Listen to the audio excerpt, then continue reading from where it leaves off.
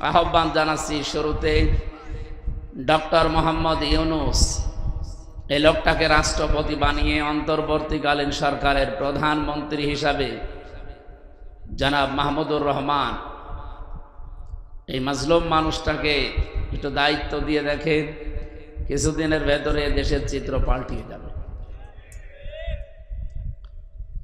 আপনাকে ঘুমাচ্ছে, একটু শোনেন।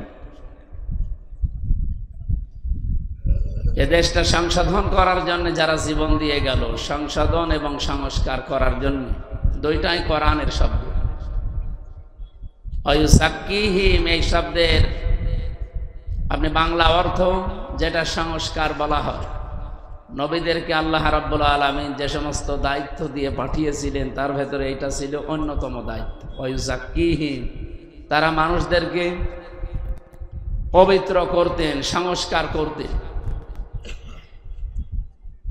বাংলাদেশ যারা দায়িত্ব পেয়েছে তারা বিভিন্ন রকমের সংস্কার চালাচ্ছে কমিশন গঠনের মাধ্যমে। নারীদেরকেও তারা সংস্কার করার জন্য 10 জন মেয়ে লোককে দায়িত্ব দেওয়া হয়েছিল। তারা এমন রিপোর্ট দিয়েছে 318 পৃষ্ঠা, আমি প্রায় পড়ে দেখেছি। এর ভেতরে কোরআনে কারিমের অলরেডি 10টা আয়াতের ডাইরেক্ট ভুল ধরা হয়েছে। এর বিরুদ্ধে নবীজির হাদিসের অনেকগুলো হাদিস, কয়েকশো হাদিসকে তারা অলরেডি অস্বীকার করেছে। এই জন্যে এই দেশের মুসলমানেরা প্রত্যেকে কমিশন মানা দূরের কথা, এর রিপোর্ট তো না, কমিশনই আমরা মানি না। যেহেতু সংস্কারের দায়িত্ব এমন মানুষকে দেওয়া দরকার যারা ও বিষয়ে অভিজ্ঞ। ওই মানুষগুলো আমার মনে হয় বৈশিষ্ট্য এবং বৈচিত্র্য এই দুইটা শব্দের পার্থক্য মনে হয় বোঝে না। নয়তো নারী আর পুরুষের ভেতরে বৈষম্য এবং বৈচিত্র্য এই সমস্ত বিষয়গুলো আল্লাহ দিয়েই পাঠিয়েছেন দুনিয়ায়। এমন কিছু কিছু জায়গায় আছে যেখানে পুরুষের সম্মান বেশি, যেমন আর রিজালু কাওয়ামুনা আলান নিসা। এই পৃথিবীতে পুরুষ মানুষকে আমি বানিয়েছি নেতা, আর মেয়েদেরকে বানিয়েছি তাদের আজ্ঞাবহ। এখন টায়ারের উপরে যদি টিউব চলে আসে, ও গাড়ি চলবে? বলেন তো। ওরা তো এইটা আরম্ভ করেছে। যেখানে যার স্থান সেই জায়গায় তাকে রাখা দরকার। আপনি আমেরিকার দিকে তাকান, ওরা জাতে মাতাল হলেও তাহলে ঠিক আছে। আজ 236 বছর চলছে, আজ পর্যন্ত আমেরিকার ইতিহাসে কোনো মেয়ে লোককে তারা প্রধানমন্ত্রী বানায়নি। কথা বললেন না কেন? ডোনাল্ড ট্রাম্পের মতো একটা মাতাল মানুষ, এ লোকটা মাতাল, আপনি দেখেছেন? ওরা ইউক্রেন রাশিয়ার যুদ্ধ যখন আরম্ভ হয়েছিল, মানবতা দেখাতে গিয়েছে যে ইউক্রেন দুর্বল, ও পারে না, এই জন্য তাকে সাহায্যের জন্য আমরা তাদের পক্ষ নিয়েছি। সিস্টেম আপনি অপর পৃষ্ঠায় দেখুন, যখন ফিলিস্তিন আর ইসরায়েল যুদ্ধ, এ সময় কিন্তু তারা দুর্বল, ফিলিস্তিনের পক্ষ নেয়নি, নিয়েছে ইসরায়েলের পক্ষ। মানে যাতে মাতাল হলেও তাহলে ঠিক আছে।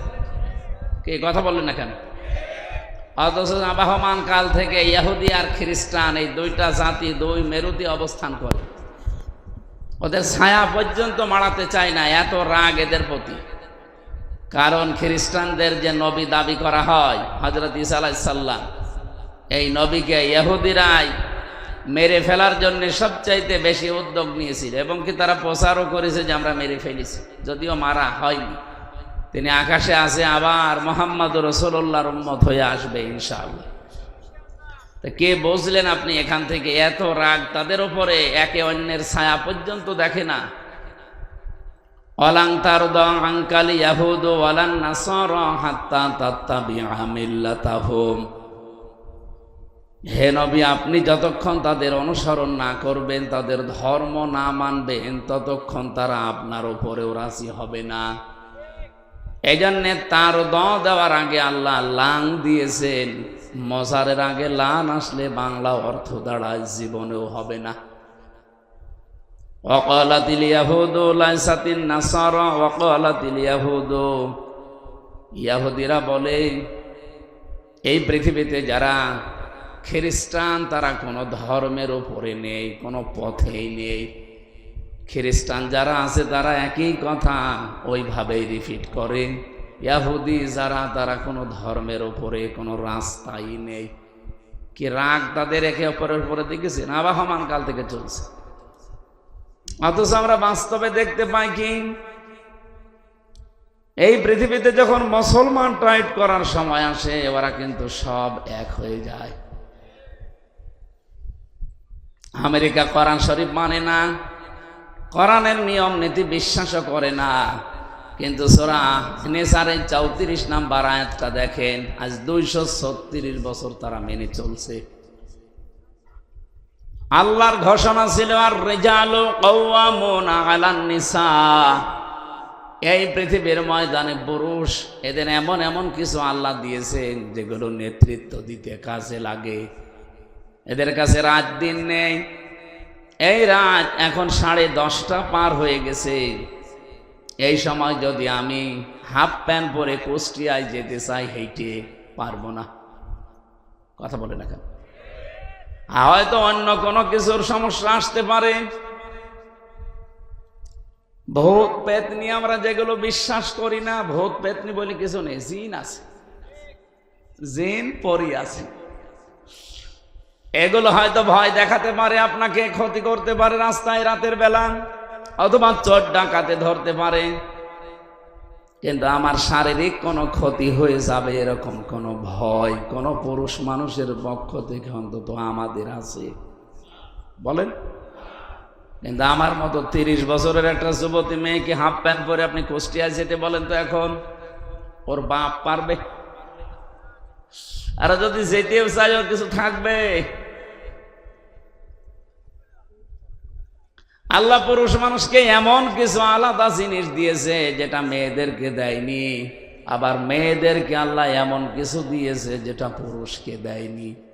এই জন্য যার যার জায়গায় তার মর্যাদা আমার আল্লাহ ঠিক করে দিয়েছেন।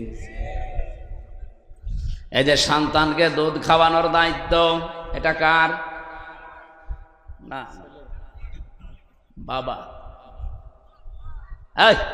আপনি আমার সাথে বেশি বলছেন।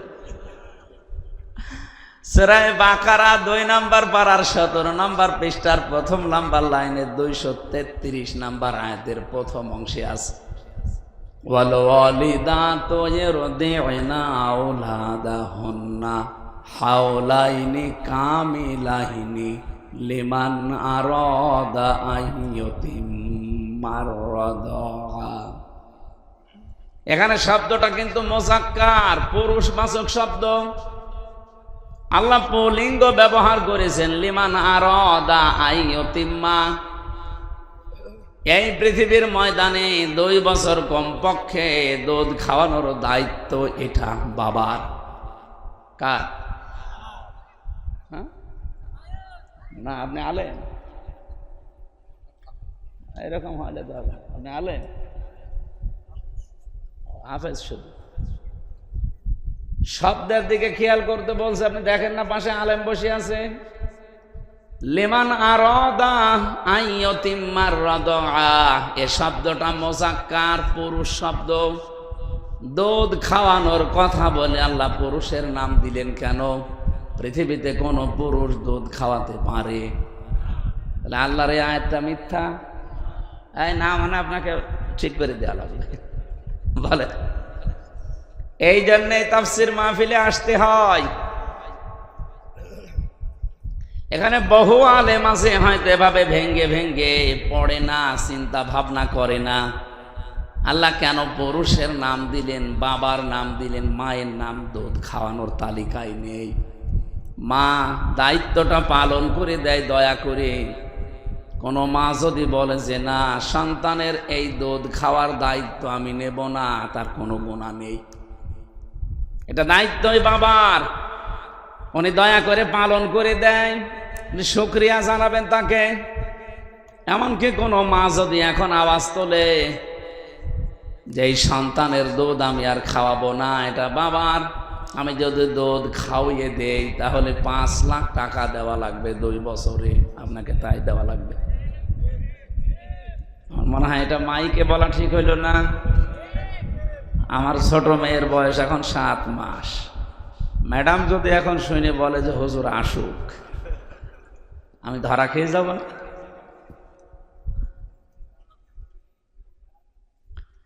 বাবাকে আল্লাহ রাব্বুল আলামিন সন্তানকে প্রতিপালন করা, বিশেষ করে পেটে রাখা, ডেলিভারির যে কষ্টটা সহ্য করা, বিজ্ঞান এখন প্রমাণ করছে কষ্ট পরিমাপ করতে হলে একটা যন্ত্র আছে।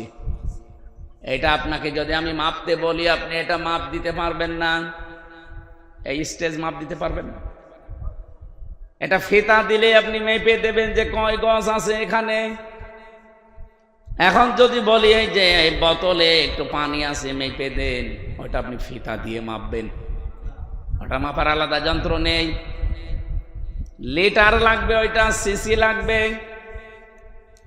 এ পৃথিবীতে প্রতিটি জিনিস পরিমাপ করার জন্য যেমন আলাদা যন্ত্র আছে, এই যে কষ্ট পাই আমরা, এই কষ্ট পরিমাপ করার জন্য একটা আলাদা যন্ত্র আছে, ইউনিট বলা হয়।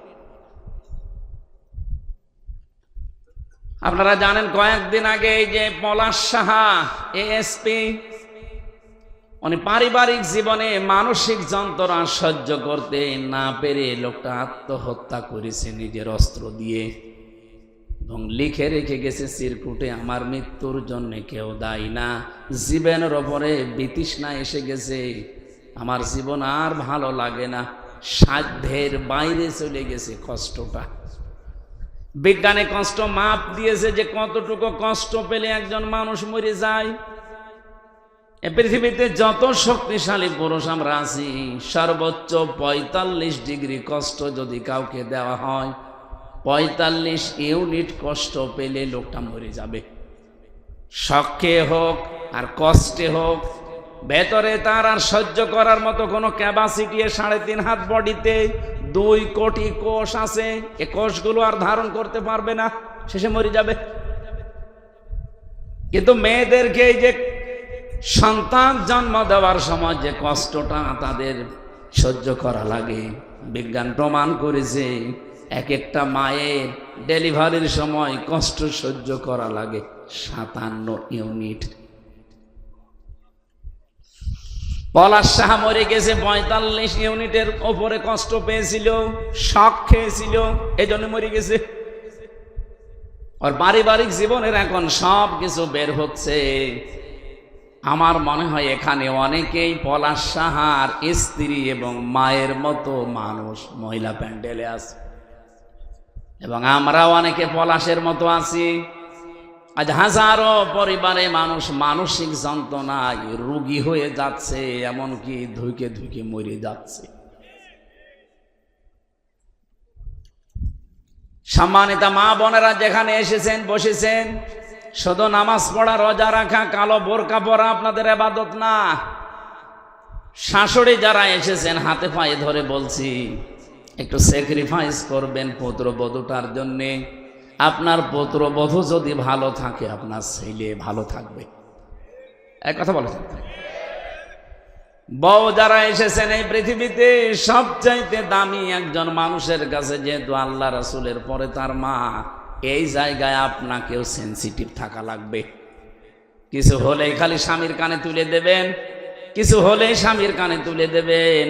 আরে ভাই, সন্তান আমরা যা হই না কেন, পৃথিবীর যত খারাপ ছেলে হোক, দুনিয়ার সব ছেড়ে দেওয়ার মতো মন তার আছে, মার বাবাকে এসে জীবনেও ছাড়তে চায় না। কিন্তু বাধ্য হওয়া লাগে অনেক ক্ষেত্রে। এই পৃথিবীতে এমন স্বামী নেই। এই কথা বলছেন এখন? এই জন্য যারা বসে আছেন মনে করেন আমি নামাজ পড়ি 5 ওয়াক্তের জায়গায় তাহাজ্জুদ মিলে 6 ওয়াক্ত, আমি রোজা রাখি, নফল রোজা মিলে কত রোজা, আমি পর্দায় থাকি, কালো বোরকা পরি, পর পুরুষের সাথে দেখা করি না, আমি জান্নাতে যাব না। মানে কে বলেছে আপনি জান্নাতে যাবেন? পারিবারিক জীবনে আপনি পুত্রবধূর উপর অত্যাচার করে আপনি অলরেডি জালিম হয়ে গেছেন। এরকম শাশুড়ি নেই? ছেলে যদি বৌমাকে একটু বেশি কেয়ার করে, একটু খেয়ালে রাখে, একটু ভালোবাসা বেশি দেয়। অনেক মা আছে সহ্য করতে পারে না, উল্টা পাল্টা কথা ছড়ায় যে আমার এই ছেলেটা বৌমা দখল করে নিয়েছে। ও মা, আপনার তো সেজদায় পড়ে থাকার কথা যে আপনার ছেলেটা অন্তত আপনার বৌমা নিয়ে ব্যস্ত আছে, অন্য কোনো মহিলার সাথে লাইন করে না, বলেন। আর আপনি উল্টাপাল্টা কথা ছড়ান।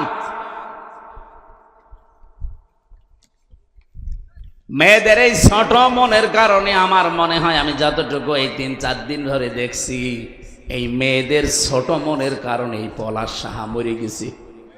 আপনি চিন্তা করতে পারেন, একজন বিসিএস ক্যাডার, এএসপির মর্যাদায় আছে বাংলাদেশে, তার কোন জিনিসের অভাব আছে আপনি বলেন? শুধু চোখ বন্ধ করলে প্রতিদিন 10-20 লাখ টাকা সে উপায় করতে পারে, শুধু চোখ বন্ধ করে রাখলে। এরকম একটা জায়গায় সে পৌঁছিয়েছে অলরেডি। একটা জেলার এসপির পরের দায়িত্বে তার, অথচ সে লোকটা নিজের অস্ত্র মাথায় লাগিয়ে নিজে বিদায় নিয়ে চলে যাওয়ার আগে লিখে গেল, আমার মৃত্যুর জন্যে কেউ দায়ী না। এখন সব বের হচ্ছে যে দায়ী কে।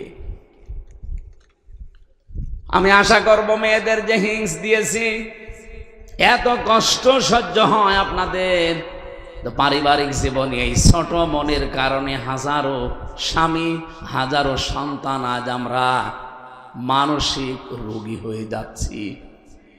এখানে মানসিক রোগী নেই বলেন?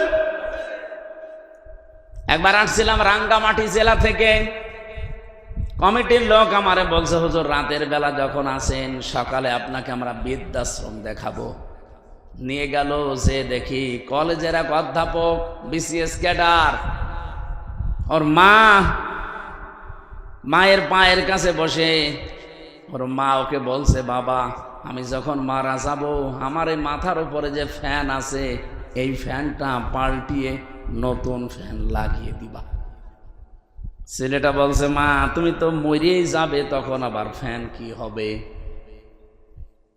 মা বলে, বাবা আজ 3 মাস আমাকে এখানে রেখে গিয়েছো, 3 মাসের ভেতরে আসো না, আজকে এসেছো খবর দেওয়ার কারণে যে ফ্যানটা আমার মাথার উপরে আছে, এটা আর ঘরে না।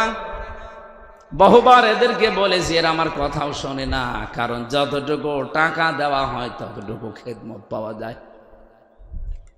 যেহেতু টাকা পয়সা তুমি পরিমাণ দাওনি, এই জন্য ওরা ওই পরিমাণ খেদমত সেবার দেয় না।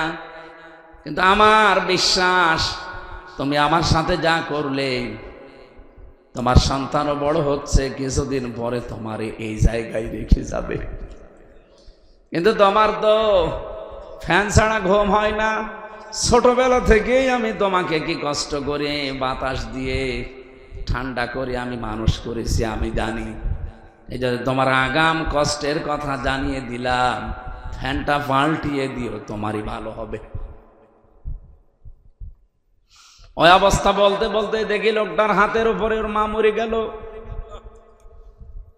হাও মাও করে কাঁদছিল। আমারে দেখে বলছে, হুজুর আমার উপরে খারাপ ধারণা করবেন না, এ দোষ শুধু আমার না, এ দোষ আমার স্ত্রীর। আমার 2টা ছেলে মেয়ে আছে, বারবার স্ত্রী আমাকে বলে, বুড়ি যদি বাড়ি থাকে আমি তোমার ভাত খাবো না, হয় একে রাখবা না আমারে রাখবা। শেষ পর্যন্ত আমি আর সহ্য করতে না পেরে 3 মাস আগে রেখে গিয়েছিলাম। বাবা আমার প্রায় 10-12 বছর আগে মারা গেছে। আজকে আমার হাতের ওপরে মাটা মারা গেল। পৃথিবীতে এখন আমাকে নাম ধরে ঢাকার মতো আর কেউ নেই। সাতক্ষীরাবাসী, আমার তো মনে হয় শুধু কলেজের অধ্যাপক না, এখানে অনেক স্বামী আমরা ঠিক ওই রকম অসহায় বসে আছি। সম্মানিত মা বোনেরা, আমি আশা করছি আপনারা মনটা একটু ন্যারো মাইন্ডের করবেন না, ব্রড মাইন্ডের উদার করবেন। আর দেওয়ার মন মানসিকতা তৈরি করেন, দেখবেন পরিবারটা, আরে ভাই না খেয়ে তো কেউ মরে যায় না। শুধুমাত্র আপনার এই ছোট মনের কারণে অসুস্থ হয়ে আমরা কবরের দিকে চলে যাই।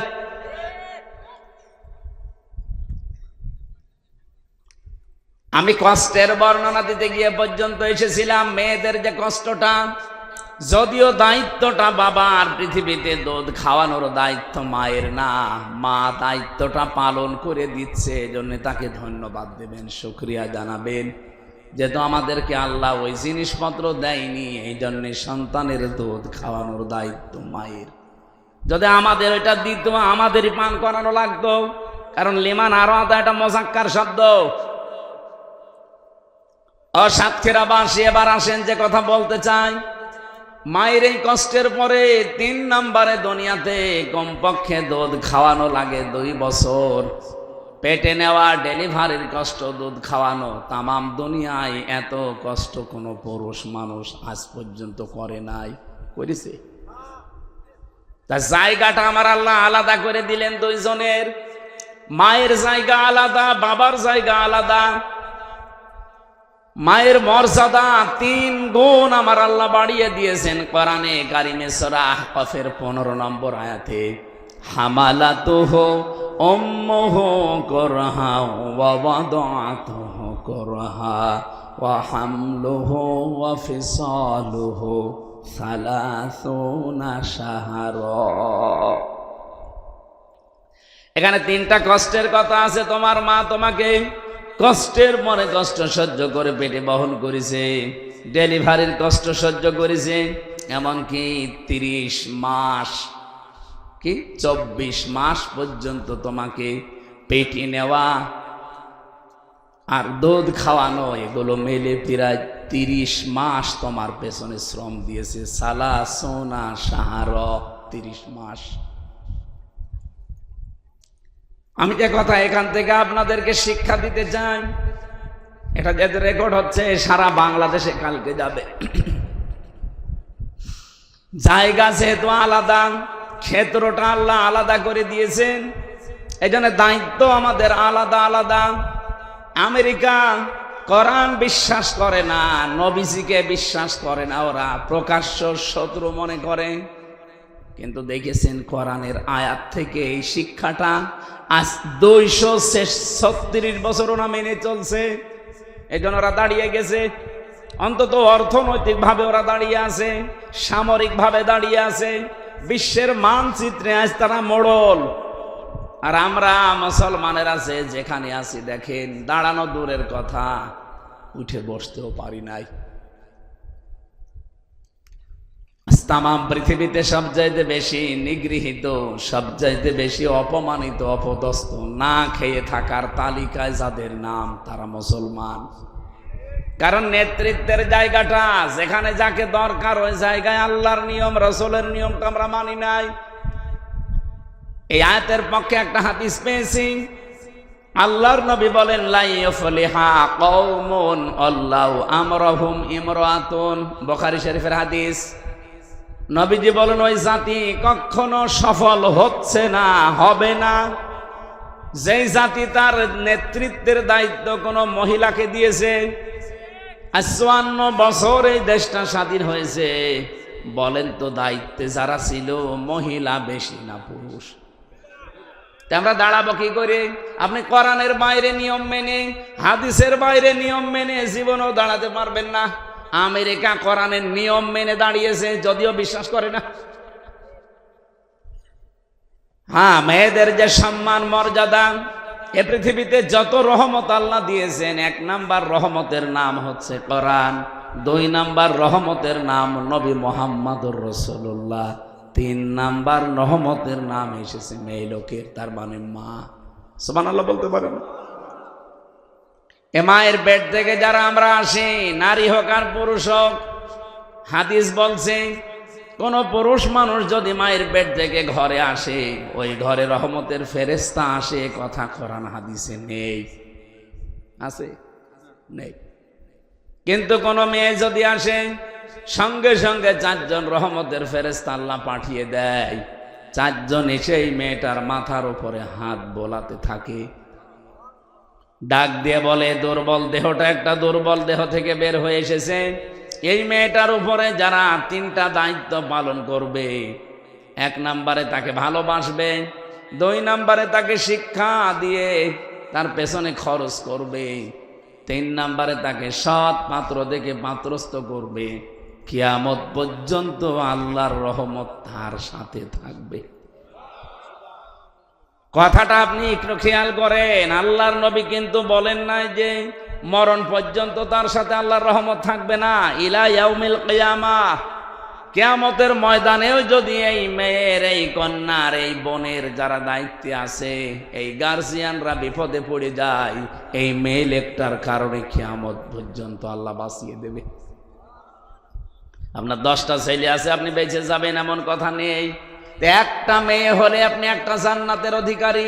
সুবহানাল্লাহ বলতে পারেন না? কথাটা শুনতে যত সহজ মনে হচ্ছে, বিষয়টা অত সহজ না। নবীজির কথা যেহেতু জীবনে মিথ্যা হবে না, একটা মেয়ে যার আছে আর এই 3টা দায়িত্ব যার পালন করা হচ্ছে, আপনি বিশ্বাস করতে পারেন আপনি একটা জান্নাতের অধিকারী। যার 2টা মেয়ে আছে সে 2টা জান্নাতের অধিকারী।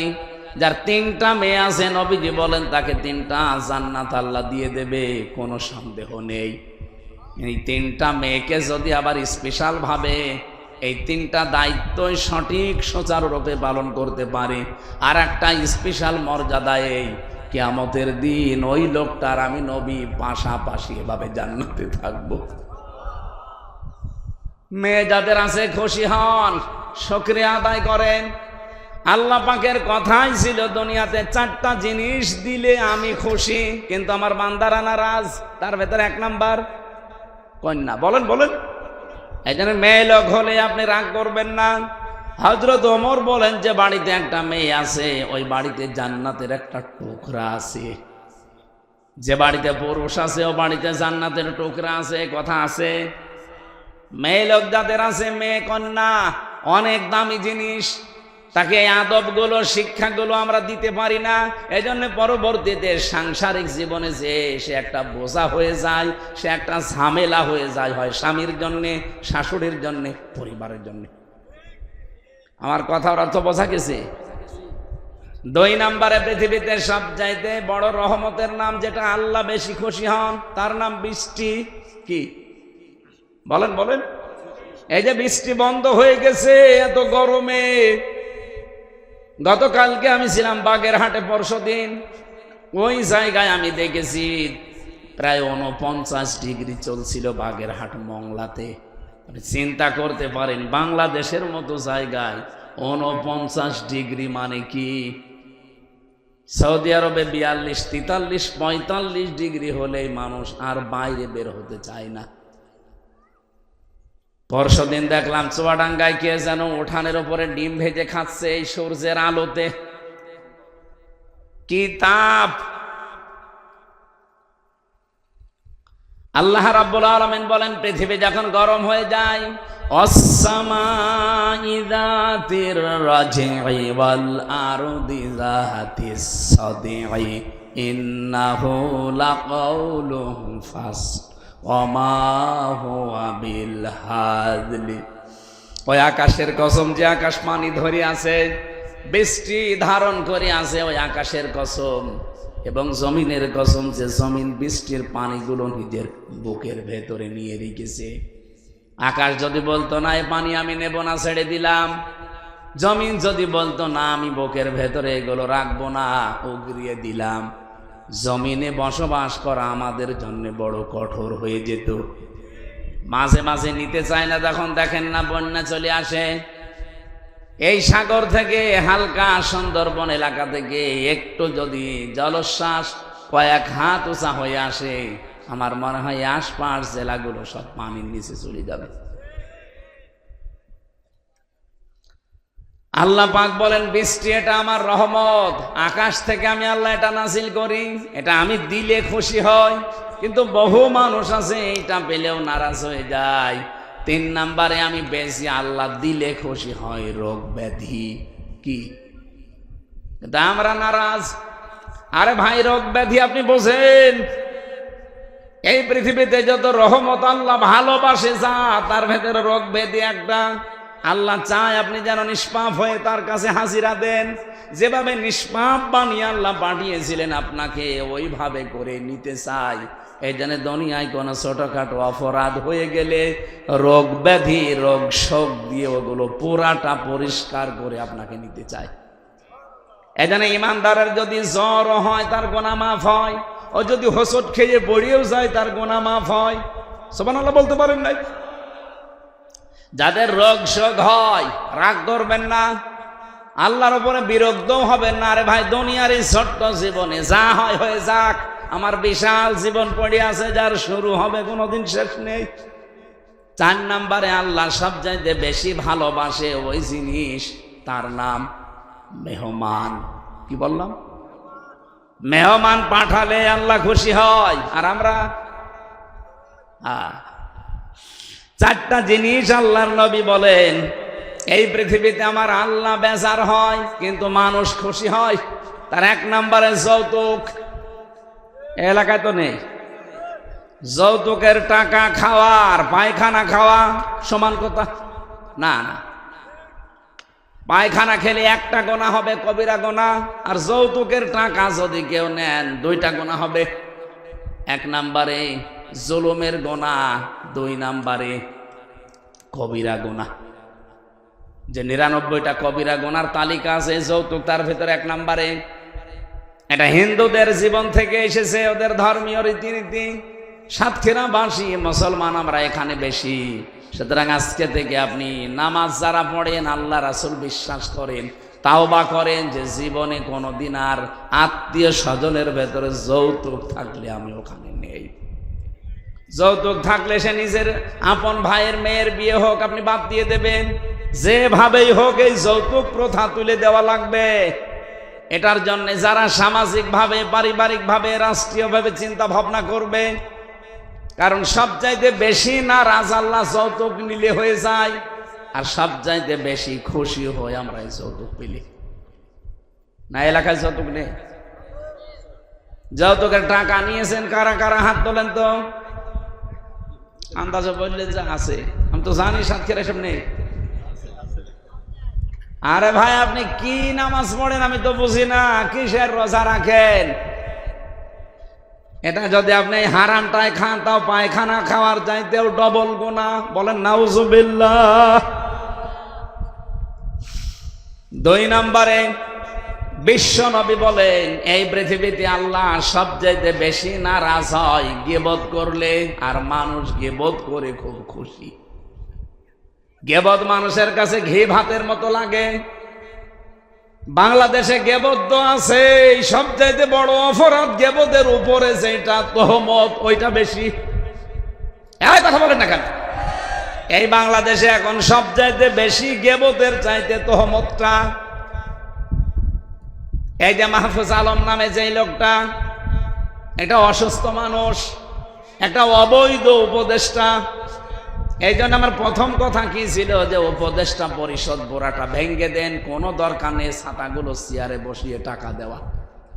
এদের কেন সরকারি টাকা দিয়ে তেল কিনে দেওয়া লাগবে, গাড়ি দেওয়া লাগবে, কোয়ার্টার দেওয়া লাগবে? কোন কারণে? কোনো দরকার নেই এগুলো।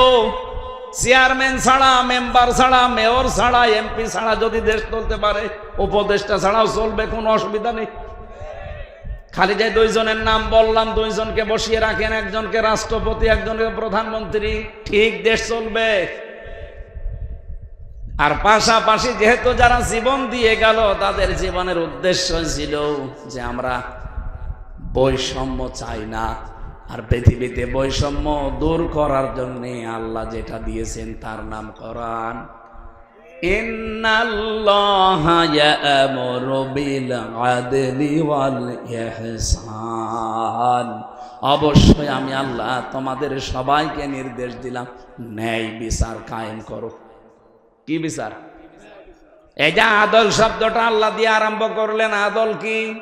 তাফসিরে আমি ফি জিলালিল কোরআন আর খাজেনে পড়েছি, আদল 3 প্রকার। মামান আল আদাল লুগাতান শারহান। 1 নম্বরে মানুষ আদল করবে, ন্যায় বিচার করবে আল্লাহর সাথে, যেটা রূহের জগতে স্বীকৃতি দিয়ে এসেছিল। মানুষ সবাই আমরা বলে এসেছি আলু বালা, হে আল্লাহ তুমি আমাদের রব। এই কথাটা যেন মরণ পর্যন্ত ঠিক থাকে, এইটার নাম আল্লাহর সাথে আদল। কথা বোঝা গেছে? আপনি নিজের থেকে বলেন তো আল্লাহর সাথে আপনার আদল হচ্ছে না? আল্লাহ যখন বলেছিলেন আলাস্তু বিরাব্বিকুম, আমি কি তোমাদের রব না? সবাই বললাম ক্বালু বালা, অবশ্যই আপনি আমাদের রব। তো দুনিয়ায় এসে যখন রবের বিধানগুলো আপনি মানেন না, তখন আল্লাহর সাথে অবিচার হয় না ন্যায় বিচার? বলেন বলেন, অবিচার হচ্ছে। অথচ এই মানুষটা এখন মারা যাক, আমি এখন এনারে কবরে দিয়ে আসলে ওনাকে ফেরেশতা বলবে মার রব্বুকা, তোমার রবকে। উনি তো বাঙালি মানুষ, একবারে বলে ফেলবে রব্বি আল্লাহ, আমার রব আল্লাহ। ফেরেশতা কিন্তু উল্টা প্রশ্ন করবে, ওই রব আল্লাহ মানে, রব মানে কি? রবের 19টা অর্থ আছে, সামারাইজ করে 5টা বলেছি আমি। রব মানে প্রথম নাম্বারে সৃষ্টিকর্তা, রব মানে আইনদাতা। আন্দাজে যে একবারেই বলে ফেললে আমার রব আল্লাহ, যে দেশে বাস করতে 56,000 বর্গ মাইলের বাংলাদেশে রবের কোন আইনটা ছিল একটু বলো দেখি। আমার মনে হয় বাংলার বহু মানুষ কবরে গেলে ধরা খাবে। আমার কথা বুঝতেছে? হচ্ছে না আমাদের। আমি আপনাকে বাঁচাতে চাই, রব আগে ঠিক করেন। তাহলে আল্লাহর সাথে আদল 1 নম্বরে নেই, 2 নম্বরে রাসূলুল্লাহর সাথে আদল, আল্লাহর নবীর সাথে ন্যায় বিচার কি? বিশ্ব নবী তার 63 বছরের কমপক্ষে 23টা বছর আমাদের জন্য আদর্শ রেখে গেছেন। আপনি যদি আগের 40 বছর না মানেন অসুবিধা নেই, কিন্তু বাকি 23 বছর নবুয়তের জিন্দেগির 1 সেকেন্ডও যদি কেউ অস্বীকার করে, বলে না এত ঝামেলা করা যায়, সঙ্গে সঙ্গে লোকটা বেঈমান। বাংলাদেশে বহু মানুষ নবীজির 13 বছরের জীবন মানতে চায়, মক্কার জীবনটা, কিন্তু মদিনার জীবন উনি 10 বছর কোরআন দিয়ে রাষ্ট্র চালিয়েছেন। এটার কথা বললেই কেমন যেন রাজনীতি মনে করে। আপনার 13 বছরের কথা বললে খুব ভালো লাগছে, ওই 13 বছর নবীজির জীবনী, বাকি 10 বছর নবীর জীবনে ছিল না। তাহলে ওনাকে যদি ন্যায় বিচারে আনতে হয়, মাস্ট বি আপনাকে তার উপরে আদল করতে হলে পুরা 23 বছর মানা লাগবে। আর 23 বছর আমরা যখন পুরাটা মানতে চাই, তখন আমাদের পেছনে কাঠি দেয়। 3 নম্বরে মানবতার সাথে ন্যায় বিচার হচ্ছে না, এটাও। আমি যে তহমতের কথা তুললাম কেন জানেন? বাংলাদেশে একটা মাজলুম দল, আপনি কি মনে করেন আমি জানি না, জামাত ইসলামী একটা মাজলুম দল না? তাদের উপরে এই মাহফুজ আলম নামে এরা কোলাঙ্গারি বলা দরকার। এ শয়তান যে কথাগুলো লিখে লিখে পাঠাচ্ছে, একটাও কি এদের উপরে যায়?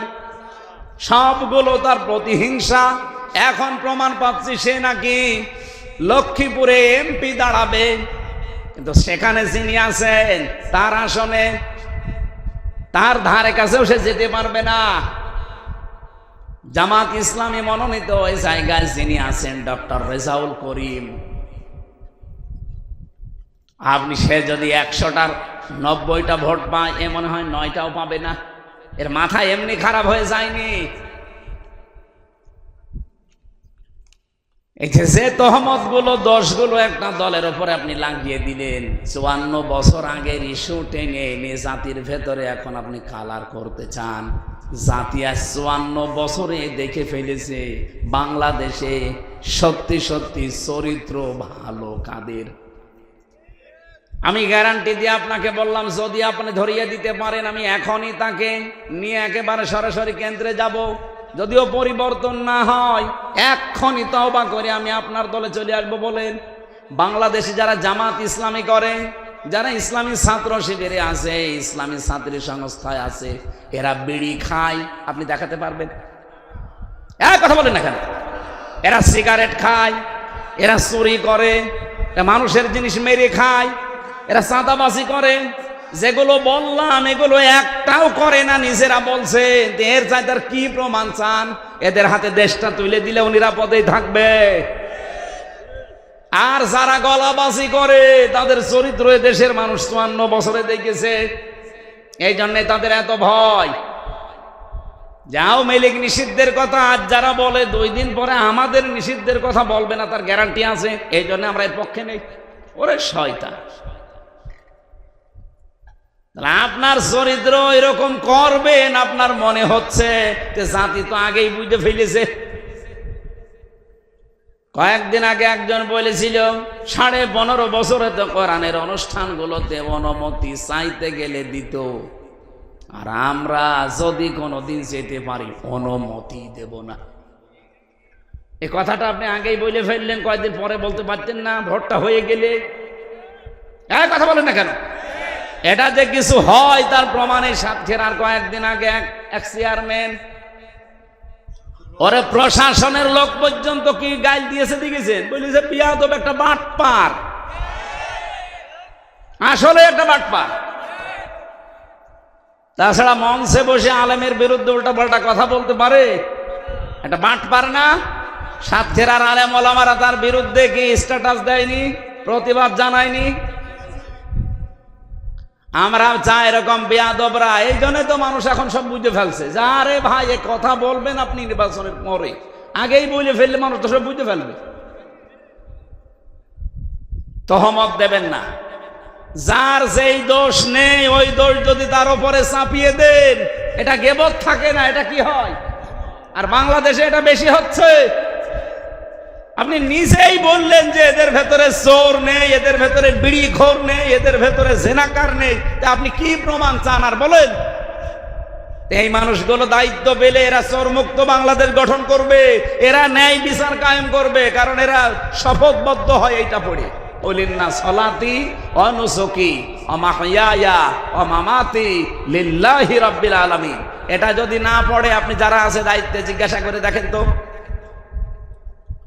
এখানে যদি কেউ থাকে ওই রকম জিজ্ঞাসা করে দেখেন যে আয়াত তার পড়া লেগেছে কিনা, কেউ আছে? জিজ্ঞাসা করেন। আর আপনি যেখানে সাপোর্ট করছেন সেখানে কলিন না সলাতি পড়া লাগে না, সেখানে পড়া লাগে কলিন না ছাগল। ছাগল নিয়ে আসে। আমার কথা একটু মন দিয়ে শোনেন। রব্বুল আলামিন কোরআনে কারিমে জানিয়েছেন এই পৃথিবীতে সবচাইতে বেশি নারাজ হয় আমি, বেজার হয়ে যায় যখন মানুষ গীবত করে, তহমত করে, অথচ মানুষ এইটাকে সবচাইতে বেশি ভালোবাসে। 3 নাম্বার বেশি যারা সুদ খায়, ঘুষ খায়, এদের প্রতি আল্লাহ সবচাইতে বেজার, কিন্তু মানুষ এটা পেয়ে খুশি। এখানে বহু মানুষ এমন বসে আছে যারা সুদের টাকা 1000 টাকা রেখে আসে, মাসে মাসে 100 টাকা বেশি দেয়। নাকি এরকম মানুষ সাতক্ষীরা নেই? যারা আছেন এই মুহূর্তে তওবা করেন, কারণ সুদের 1 টাকা খাওয়ার মায়ের সাথে জেনা করার সমান কথা। যারা করছেন এই মুহূর্তে সিদ্ধান্ত নিয়ে ফেলেন আমি না খেয়ে মরে যাব, আমি ঘুষ আর সুদ খাবো না, ছেড়ে দেব। যারা রাজি আছেন একটু দেখে হাত তোলেন তো। ওরে বাবা, কত সুদ করবো এলাকায়, এত সুদ খোর প্রায় লোকে দেখি ওই ধান্দায় আছে।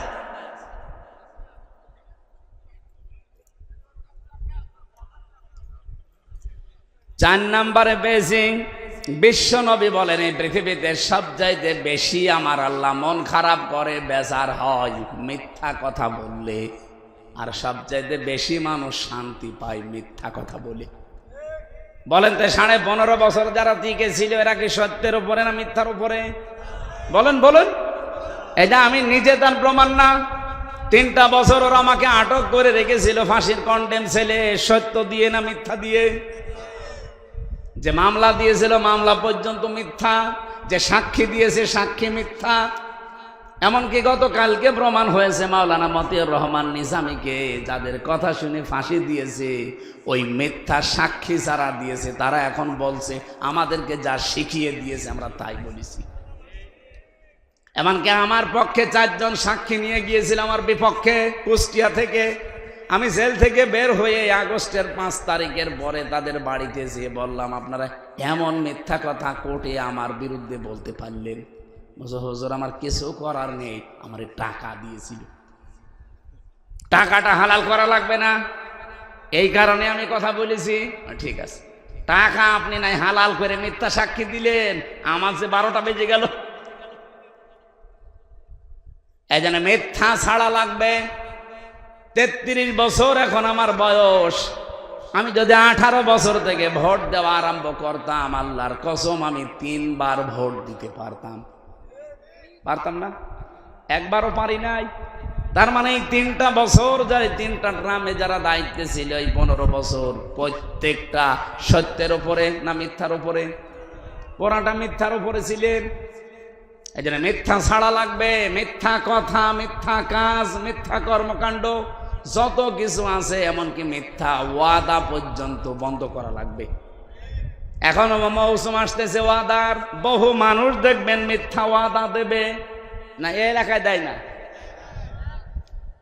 এই 4টা কাজে আমার আল্লাহ নারাজ, আর 4টা কাজে সব চাইতে বেশি খুশি হয়, অথচ আমরা ওই 4টা জিনিস পেলে নারাজ। আর আল্লাহ যে 4টা জিনিস পেলে খুশি হন, বেজার হন, এই 4টায় আমরা নিজেরা খুশি। আল্লাহ আমাদেরকে আল্লাহর পছন্দনীয় যে 4টা জিনিস, এগুলো পেয়ে আনন্দ করার তৌফিক দেন, আমিন। আরো জোরে বলেন। দল মত নির্বিশেষে কোরআনের অনুষ্ঠান সাজিয়েছেন। আমরা কোরআনে কারীম থেকে মাত্র একটা আয়াত পড়েছি, সূরা মায়েদা 27 নম্বর আয়াত। যেহেতু আর মাত্র 23 দিন পরে কোরবানি, এই জন্য এই সংক্রান্ত কথাগুলো বলার জন্য আয়াতটা বেছে নিলাম। আপনারা থাকবেন তো কিছুক্ষণ? হ্যাঁ থাকবেন তো? জবান খুলে। হ্যাঁ, কিছু মাসলা মাসাইল এখান থেকে বের হবে, গুরুত্বপূর্ণ বিষয় তো, সামনে আর কয়েকদিন, এই জন্য বিষয় আমাদের ক্লিয়ার হওয়া দরকার। বহু মানুষ এই মাসলা এখন জিজ্ঞাসা করে, আমারে আসতে আছে মেসেঞ্জারে, হুজুর যারা বেনামাজি তাদের সাথে কি ভাগে কোরবানি দেওয়া জায়েজ আছে? আরে ভাই, কোরবানির কথা আল্লাহ কোরআনে দিয়েছে নামাজের পরে, ফাসাল্লি লিরাব্বিকা ওয়ানহার। এই যে লিরাব্বিকা ওয়ানহার, আপনার রবের জন্য আপনি কোরবানি করবেন, কিন্তু তার আগে কি? ফাসাল্লি। ফাসাল্লি একবার কোরআনে খালি এক জায়গায় পাবেন, নামাজ পড়ো। আর যে একটু নামাজ কায়েম তো পড়ে দিলাম 72 বার 82 বার, এটা এক জায়গায় যে পড়ার কথা সেইটাই যে পড়ে না, তার সাথে দ্বিতীয় কথা আপনি লাগাবেন কি করি? এই যে আমার এই হাতাটা, এই হাতাটা কি এই পর্যন্ত দিলে হাতা হবে না পুরাটা? আমি যদি এ পর্যন্ত দিই, কেউ কি হাতা বলবে আমার? বলেন বলেন। এইটা মনে করেন এতটুকু নামাজ, এতটুকু কোরবানি। আমার যদি এতটুকু না থাকে, শুধু এ পর্যন্ত, কোন পর্যন্ত থাকে, এইটা দিয়ে আমি কিছু করতে পারবো? আল্লাহ এই জন্য প্রথম দিয়েছেন ফাসাল্লি লিরাব্বিকা। আপনি আগে নামাজ পড়েন রবের জন্য, এরপরে আপনি কোরবানি করবেন আপনার রবের জন্য। যারা মাসলা জিজ্ঞাসা করেছেন আজকে আমার ফেসবুকে, আমার মেসেঞ্জারে যারা মেসেজ পাঠিয়েছেন যে হুজুর যারা নামাজ পড়ে না তাদের সাথে কোরবানির ভাগ দেওয়া জায়েজ আছে কিনা, স্পষ্ট কথা বলছি, হ্যাঁ আপনার জায়েজ একটা জিনিস, আর সুন্নাত উত্তম এটা আর একটা জিনিস। বেনামাজের সাথে ভাগ দিলে আপনার এটা জায়েজ আছে, কিন্তু এটা উত্তম হবে না। উত্তম হবে আপনি একা একা দেবেন, যদি সামর্থ্য থাকে গরু দেন, সামর্থ্য থাকে ছাগল দেন, একা একা দেওয়া এটাই উত্তম। ভাগে কোরবানি দিলে হবে না তা না, জায়েজ আছে, কিন্তু জায়েজ আর সুন্নাত এক জিনিস না। এ ভালো করে মনে রাখবেন, আবার প্যাচ লাগিয়েন না চার দোকানে বসে। জায়েজ এক জিনিস, সুন্নাত বলেন বলেন। জায়েজ এক জিনিস, সুন্নাত জায়েজ আছে ওইটা, কিন্তু ওইটা সুন্নাত না। এই যে সন্তান হওয়ার পর 7 দিনে তার আকিকা দেওয়া, এটা সুন্নাত, কিন্তু জীবনের যে কোনো সময় দিলে আদায় হবে, এটা সুন্নাত না, এটা জায়েজ। কথা বোঝা গেছে? এখন মনে করেন এই ভাই উনি থাকে বিদেশে, সন্তান হয়েছে, উনি চলে গেছে মাসখানিক আগে। এখন যদি ওনার পরিবার মনে করে 7 দিনে কেবল গেল ওর বাবা, এখন দেব না, অন্তত 2 বছর পরে দেব যখন আসবে। আরে ভাই 7 দিনে আকিকা দেওয়া এটা সুন্নত, কিন্তু বাবা থাকা সুন্নত না। বাবা থাকা কি সুন্নত? তাহলে আপনি বাবার জন্য আপনি সুন্নাতটা মাছ দেবেন কেন? হ্যাঁ জায়েজ আছে, জায়েজ একটা জিনিস, সুন্নাত আর একটা জিনিস। আমার আল্লাহ পাক এমন ভাবে আয়াত সাজিয়েছেন, যেহেতু নামাজের কথা আগে দিয়েছেন, অসাতক্ষীরাবাসী জীবনে নামাজটা যদি আপনার না থাকে, পরের জিনিস নেওয়ার জন্য আল্লাহ বসে নেই। এই জন্য বেনামাজির সাথে জেনে শুনে ভাগ দেবেন না। আপনি নামাজি মানুষ খুঁজবেন দরকার হয়, আর বেনামাজি যারা তারা আলাদা আলাদা। বেনামাজি একসাথে কোরবানি দিক না, এটাই এদের নিয়ম। এই যে আজকের আয়াতে এটাই আছে। আল্লাহ রাব্বুল আলামিন এটাকে তাকান, আমি এই শিক্ষাটা নেওয়ার জন্য আসছিলাম। সূরা মায়েদার 27 নম্বর আয়াত, আল্লাহ পাক বলেন অতলু আলাইহিম নাবাবানাই আদম বিল হক। হে নবী, আপনি তেলাওয়াত করে শোনান আদম আলাইহিস সালামের 2 সন্তানের কাহিনী আপনার উম্মতের কাছে যথাযথভাবে হক আদায় করে, যেভাবে পড়ে পড়ে শোনানো দরকার ওইভাবে পড়ে শোনান। কিভাবে? এবার আল্লাহ নিজে শোনাচ্ছেন, এদে করবা করবানাং ফাতুকবিলা মিন আহাদিহিমা ওয়ালাম ইউতাকাব্বাল মিনাল আখর। ইজ মানে যখন, করবা পেশ করা হয়েছে, কোরবানান কোরবানি, ফাতুকবিলা মিন আহাদিহিমা কবুল করা হয়েছে তখন তাদের ভেতরে একজনের, ওয়ালাম ইউতাকাব্বাল মিনাল আখর আর একজনেরটা কবুল হয়নি। আয়াতের তাফসিরে আমি পড়েছি, হযরতে আদম নবীর জামানায় কোরবানির সিস্টেম ছিল আমাদের মতো পশু জবাই করে খেয়ে ফেলা না। ওনার জীবনের কোরবানি শরীয়ত ছিল চাটিয়াল এরকম একটা ময়দানে পশু জবাই করে রেখে আসতো। যার টাকা হালাল, যার জীবন চরিত্র সম্পদ হালাল বৈধ, আকাশ থেকে একটা আগুনের ঝলক এসে পুড়িয়ে ফেলতো। এলাকার মানুষ বুঝতো এ স্বচ্ছ মানুষ। আর যার টাকা 2 নাম্বার চরিত্র ভালো না, তারটা ওইভাবে পড়ে থাকতো, মানুষ বুঝতো এ 2 নাম্বার, এর সাথে আত্মীয়তাও করা যাবে না। যারা মাঝখানে আমারে ফতোয়া জিজ্ঞাসা করেন যে হুজুর বেনামাজের সাথে কোরবানি করা যায় আছে কিনা, এটা যেমন মনে করেন যে না আমার কোরবানি হবে না। কোরবানি কি ফরজ না ওয়াজিব? আরো বলেন, আরো জোরে বলেন। কোরবানি একটা ওয়াজিব বিষয়, এটা বেনামাজির সাথে আপনি দিতে রাজি না। অথচ বিবাহ কোন সময় ফরজ, কোন সময় ওয়াজিব, কোন সময় সুন্নাত, কোন সময় মুবাহ, কোন সময় হারাম। ফরজটা ধরেন, আপনি বিবাহ করা ফরজ। ওয়ানকিহুল আয়ামা মিনকুম ওয়াস-সালিহিনা মিন ইবাদিকুম ওয়া ইমাইকুম, এই আয়াত অনুযায়ী এই ফরজ কাজটা যখন আপনি করতে যান, আত্মীয়তা, ছেলে মেয়ে বিবাহ দেওয়ার সময়, তখন আর খোঁজও করেন না, দেখেনও না যে আমার এই বিয়া নেই, এই পুত্রবধূ, এই জামাই নামাজি কিনা। আপনার কোরবানির চাইতে এটা আরো গুরুত্বপূর্ণ বিধান না? কারণ আগে ইসলামের নিয়ম ফরজ, এরপরে ওয়াজিব, এরপরে সুন্নাত, এরপরে নফল, এরপরে মুস্তাহাব, এরপরে মুবাহ, এরপরে হারাম। নিয়মটা তো একটার পর একটা আলাদা করা। ও যখন ওয়াজিবের ক্ষেত্রে আমল করতে যাচ্ছে যে বেনামাজি আমি ওর সাথে কোরবানি দেব না, তাহলে বেনামাজি ওর সাথে আমি আত্মীয়তা করব না, এটা নিয়ম হওয়া দরকার ছিল না? কারণ ওয়াজিবের আগে তো ফরজ। এই কথা বলেন না কেন ভাই? আজকে থেকে আপনি একটু সামাজিক ভাবে বয়কট করেন, নামাজ পড়বে না, মানে ওর বাপ পড়বে। এলাকায় বেনামাজি কোন পরিবারে আত্মীয়তা আর হবে? এখানে কেউ করেছে? একটু কড়াকড়ি করা লাগবে ভাই। আল্লাহ রাব্বুল আলামিন বলেন, আমার এই আয়াতটা পড়ার পরে আমার মাঝে মাঝে মনে হয়, আল্লাহ ১৫০০ বছর আগের ওই শরীয়ত যদি এখন বাংলাদেশে থাকতো, আদম নবীর ওই শরীয়ত যদি আমরা পেতাম, এদেশে কত বুজুর্গ মানুষের কোরবানি যে পড়ে থাকতো। দাড়ি বড় তাতে কি হয়েছে, এত বড় জুব্বা তাই কি, ওকে কে রেখে আসতো ময়দানে, আগুনের ঝলক এসে পোড়াইতো না, কারণ ও তো 2 নাম্বার। এক কথা বলছে না কেন? তখন মানুষ বসতো না, ওর সাথে আত্মীয়তা আজকে থেকে শেষ, ওকে সালাম কালাম দেওয়া শেষ, কারণ ও তো পুরাটাই সব অবৈধ। এই শরীয়ত আল্লাহ আমাদের দেয়নি, আমরা বেঁচে গেছি। এই শুকর খাওয়া জাতি শেষ পর্যন্ত নমস্কার করতে বাধ্য হয়েছে, আমাদের কাছেও বাধ্য হবে। আরে ভাই, বাংলাদেশে যেতে অনেক ছোট দেশ আছে, এই যে নেপাল আছে, ভুটান আছে, মালদ্বীপ আছে, সিঙ্গাপুর বাংলাদেশের চাইতে একটা সাতক্ষীরা জেলার মতো হবে না। আমি কয়েকদিন আগে ছিলাম, সিঙ্গাপুর বাংলাদেশের চাইতে কমপক্ষে 64 গুণ ছোট। এ সাতক্ষীরা এদিকে ওদিকে 100 কিলো হবে না, আর সিঙ্গাপুর মাত্র এদিকে ওদিকে 42 কিলো। এতটুকু একটা দেশ, অথবা বিশ্বের অত তামাম দুনিয়া এখন 10 নম্বরে আছে। দেশ বড় হলেই সব হয়ে যাবে তা না, ভেতরে মাল থাকা লাগবে। আমারও মাল তৈরি করতে চাই। নবীজির বাড়ি ঘর ভালো না, ঘোড়া কয়টা আর তরবারি জুলফিকার। আমাদের দেশকেও আমরা চাই এভাবে শক্তিশালী করতে। কাফেরদের সামনে আমরা মাথা নত করব না, মাথা নত করতে হলে আল্লাহর সামনে। এক কথা বল না কেন? এই জন্য আমাদের যোগ্যতা অর্জন করা দরকার।